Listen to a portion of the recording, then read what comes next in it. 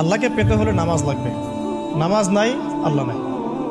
ওয়াস্তাঈনু বিস-সাবরি ওয়াস-সালাহ, তোমরা সবর এবং সালাতের মধ্য দিয়ে আল্লাহর সাহায্য প্রার্থনা করো। আমরা এই জন্য নামাজে বলি ইয়াকা না'বুদু ওয়া ইয়াকা নাস্তাঈন, আমরা শুধু আপনারই ইবাদত করি এবং আপনার কাছেই সাহায্য প্রার্থনা করি। আল্লাহকে পেতে হলে নামাজের কোনো বিকল্প নাই। যে ব্যক্তি নামাজ পড়ে না আল্লাহর সাথে তার কোনো সম্পর্ক নেই। আপনি যে কোনো কিছু চাচ্ছেন সেজদায় পড়ে আল্লাহর সামনে আত্মসমর্পণ করেই চাইতে হবে। আল্লাহ পাক কি বলেছেন? সেজদা করো, নিকটবর্তী হও।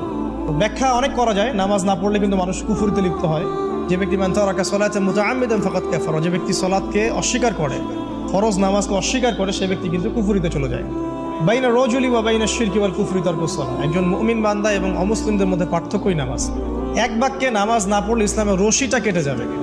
মুআয বিন জাবালকে নবী সাল্লাল্লাহু আলাইহি ওয়াসাল্লাম বলেছেন, কেউ যদি সালাতকে ইচ্ছা করে ছেড়ে দেয় সে ব্যক্তি আল্লাহর জিম্মেদারি থেকে মুক্ত হয়ে যাবে। তার উপর আল্লাহর কোনো জিম্মাদারি নাই, আল্লাহর নিরাপত্তা জিম্মাদারি